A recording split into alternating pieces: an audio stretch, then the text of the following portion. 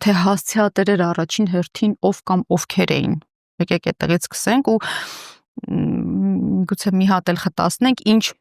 մանիպուլյացիաներ, բացահայտումներ եւ անգամ մատնություններ կարող ենք ասել բացահայտվեցին այդ ընթացքում։ Գիտեք, անձամբ ինձ համար գուցե այն պատճառով, որ բավականին իրազեկված մարդ եմ, երկրորդ եւ երրորդ նախագահների հարցազրույցներում նոր բան առանձնապես չի եղել։ Հա, եղել են շեշտադրումներ, որոնք գուցե տարբեր ձևերով են հնչել ու մի քիչ ավելի ինտրիգային են եղել, բայց կրկնում եմ մեծ հաշվով ես նոր բացահայտումներ չեմ լսել։ Հասարակությանը անշուշտ կարող են հետաքրքրել մի շարք ասպեկտներ այդ հարցազրույցների, որտեղ նոր բան հասարակության մեծ մասի համար այնուամենայնիվ կար։ Երկրորդ առանձնահատկությունները այս հարցազրույցների այն է, որ թեև դրանք մեծ հաշվով նվիրված էին պատերազմի 5-րդ տարելիցին, բայց այնուամենայնիվ նախընտրական ցիկլի մեկնարկի էֆեկտ ունեին նաև, որտեղ ակնհայտորեն երկրորդ կամ երրորդ նախագահները որոշակի դերակատարություն ընտրական ցիկլում ունենալու են։ Ուղղակի կամ անուղղակի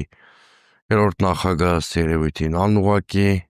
երկրորդ նախագահը գուցե ուղղակի, որովհետև կարծես թե չի հայտարարել ի տարբերություն առաջին եւ երրորդ նախագահների, որ հավակնություններ չունի, ինչ կարող է քննարկման առարկա դառնալ այս հարցազրույցներից, Սերժ Սարգսյանը մի ինտրիգային բացահայտում է արել, որ 2018 թվականին ըստ Եվրամիության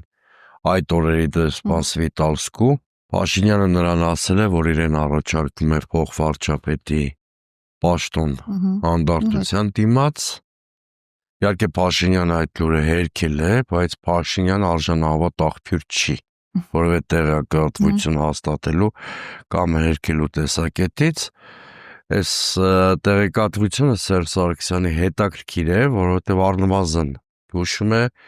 որ 2017-18 թվականներին իշխանությունը մոնոլիթ չի եղել։ Դա ինձ համար գաղտնիք չի, ավելին ես նախկին ելքխմբակցության մի շարք պատգամավորներից տիրապետում եմ տեղեկատվության, դերևս այն թվերին եմ տիրապետել, որ 2017 թվականի մայիսից իշխանության թևերից մեկը Նիկոլ Փաշինյանի հետ ինչ-որ շփումների մեջ է եղել։ Նույնիսկ տեղյակ եմ, որ ելքխմբակցության պատգամավորներից մեկը այդ մասին տեղեկացված չի եղել։